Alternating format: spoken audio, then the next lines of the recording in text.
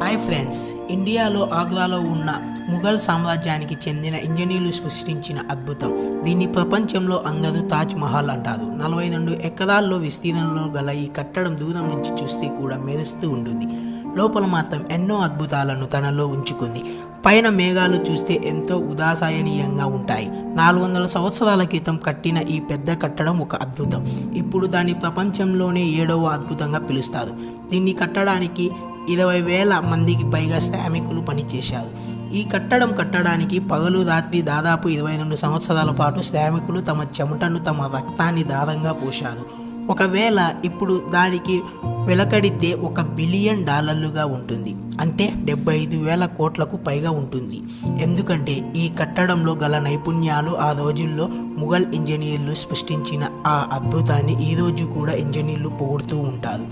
ఈ తాజ్ మహల్ని ఎలా నిర్మించారంటే, main door నుంచి వెనక్కు వైపు చూస్తే అతి పెద్ద కట్టడంగా కనిపిస్తుంది. మెయిన్ డోర్ నుంచి ఎప్పుడైతే దాని దగ్గరికి వెళుతూ ఉంటామో దాని పరిమాణం చిన్నదిగా కనిపిస్తుంది. తాజ్ మహల్కి 4 వైపులా ఉన్న స్తంభాలు బయట వైపు కొంచెం వంగి ఉంటాయి. బయట నుంచి చూస్తే ఇవి లోపల వైపు వంగినట్టు కనిపిస్తాయి. ఆ స్తంభాలను అలా బయటకు వంగినట్టు కట్టడానికి కారణం, అవి ఒకవేళ భూకంపాలు వస్తే అవి బయటకు పడిపోతాయి. దానితో తాజ్ మహల్కి ఎలాంటి ప్రమాదం ఉండకూడదని, ఎట్టి పరిస్థితిలో కూడా తాజ్ మహల్కి చిన్న మచ్చ కూడా ఉండకూడదని అప్పుడు కట్టిన వారు భావించారు. స్టీల్, కాంక్రీట్ లేని రోజుల్లో ఈ అద్భుతాలన్నీ, అలాగే పైన ఉన్న 40 కిలోమీటర్ల డోమ్ని ఎలా నిర్మించారు, ఇవన్నీ కూడా ఈ వీడియోలో మనం తెలుసుకుందాం. వీడియో చాలా ఇంట్రెస్టింగ్గా ఉంటుంది. అందుకని వీడియోని ఎక్కడ స్కిప్ చేయకుండా ఎండ్ వరకు చూడండి. మాదెందుకు ఆలస్యం, let start our today's episode. ఆ ఆలోచన 1607లో, అంటే ముఘల్ పాలిస్తున్న కాలంలో సంయుక్తంగా ఉన్న ఇండియా, పాకిస్తాన్లో మొదలైంది. ముఘల్ రాజవంశంలో అందరికన్నా చిన్నవాడైన కొడుకు షాబుద్దీన్ మొహమ్మద్ ఖురామ్ 15 సంవత్సరాల వయసు రాగానే ఆగ్రాలోని ఒక రాజు ప్రసాదంలో బ్రహ్మాండమైన విందు ఏర్పాటు చేశారు.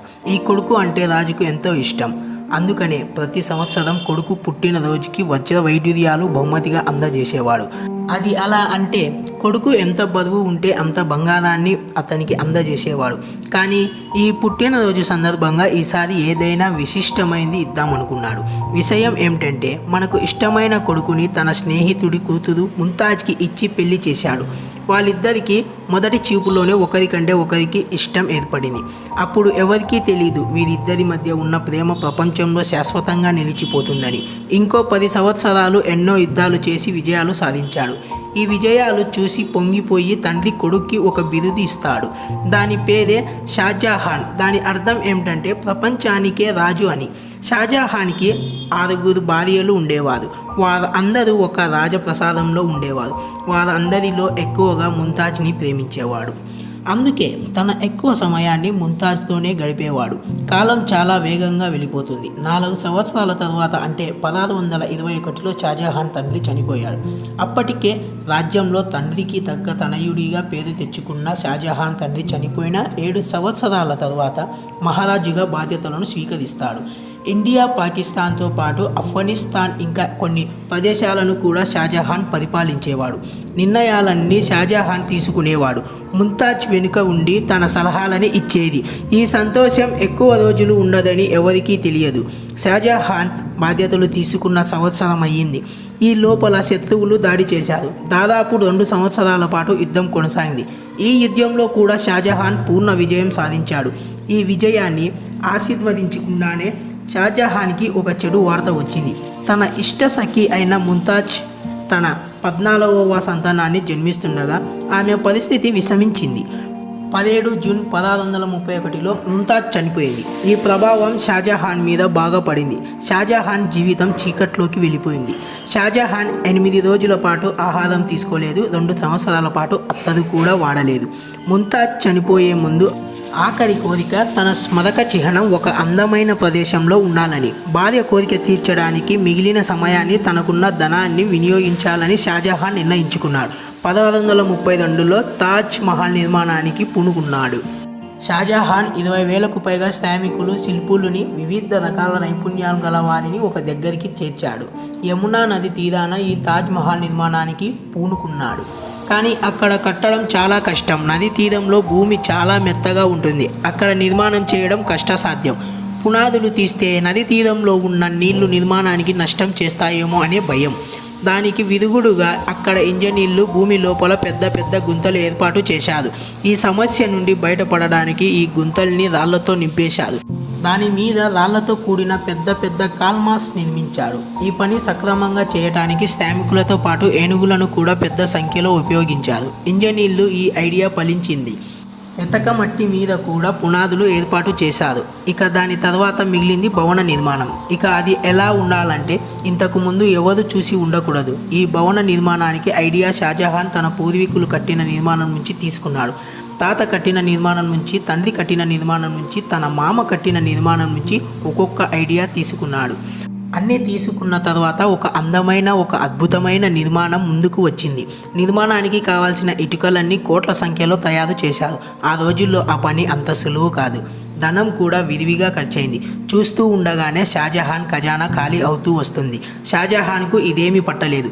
ఎట్టి పరిస్థితిలో ఇది పూర్తి కావాల్సిందే అని అతని పట్టుదల. నిర్మాణానికి ఎంతమంది శ్రామికులను పెట్టాలంటే ఆ చుట్టుపక్కల ఆహార కొరత ఏర్పడింది. చుట్టుపక్కల పండే ఆహారాన్ని మొత్తం షాజహాన్ శ్రామికుల కోసం తెప్పించాడు. ఎటకేలికి ఆ భవన నిర్మాణం పూర్తయింది. ఇక మిగిలింది దానికి అందమైన ఆకృతి ఇవ్వడం. ఆగ్రా నుంచి 400 కిలోమీటర్ల దూరంలో ఉన్న రాజస్థాన్లోని మాక్రాన్ మార్బుల్ని తెప్పించారు. ఇది ప్రపంచంలోని అత్యంత విలువైన పాలరాయి. ఈ మార్బల్ ఎవరు కొనకుండా నిషేధం విధించారు. ఎప్పటి వరకు అంటే తాజ్ మహల్ కంప్లీట్ అయ్యే వరకు. 1000 ఏనుగులతో రాజస్థాన్ నుంచి పాలరాతిని ఆగ్రా రప్పించారు. తాజ్ మహల్ మీద ఉన్న గోపురం అంటే డోమ్ ఎంత పెద్దది అంటే మన కంటితో చూస్తే ఏమీ అర్థం కాదు. ఇప్పుడు కావాలంటే ఇలాంటి డోమ్లు ఇప్పుడున్న టెక్నాలజీతో అంటే స్టీల్తో నిర్మించవచ్చు. కానీ ఆ రోజుల్లో ఇవన్నీ ఏమీ లేవు. ఆ డోమ్లు నిర్మించడానికి కేవలం రాళ్ళు మాత్రమే ఉండేవి. ఆ రోజుల్లో ఉన్న ఇంజనీర్లు పనితనానికి ఈ రోజుకు ప్రశంసిస్తారు. తాజ్ మహల్ ఫినిషింగ్ కోసం అత్యంత ఖరీదైన రాళ్లను వాడారు. రాళ్లను అందంగా డిజైన్ చేయడం, నిదానంగా మార్బుల్ని చెక్కడం, ఆ తర్వాత అందమైన రాళ్ళని దాంట్లో పెట్టడం, ఇదంతా చాలా అద్భుతంగా కొనసాగింది. ఇది అనుకున్నంత తేలికేమి కాదు. సిరా లెమన్ జ్యూస్ ఈ రాళ్ళని అతికించడానికి వాడినట్టు రీసెర్చ్లో తేలింది. ఇప్పుడు తాజ్ మహల్ రెనోవేషన్కు కూడా ఇవే వాడుతున్నారు. మహల్లో ఉన్న మరో ప్రత్యేకత, ఇది రోజులో 4 సార్లు తన రూపాన్ని మార్చుకుంటుంది. సూర్యుడు ఉదయించే ముందు బ్లాక్ షేడ్ని, సూర్యుడు అస్తమించిన తర్వాత లైట్ ఎల్లో పింక్ కలిగి ఉంటుంది.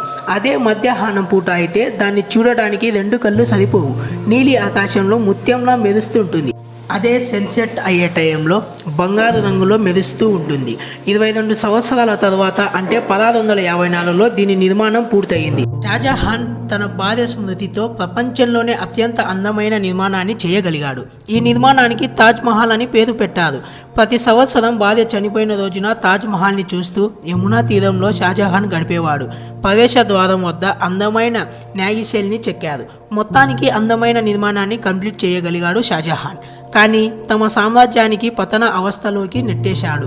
4 సంవత్సరాల తర్వాత అంటే 1658లో షాజహాన్ ముంతాజ్లకు పుట్టిన కొడుకు తండ్రిని సింహాసనం నుంచి దింపేసి తనని తాను రాజుగా ప్రకటించుకున్నాడు. వీడియో నచ్చినట్లయితే లైక్ చేయండి. Please do subscribe for more videos.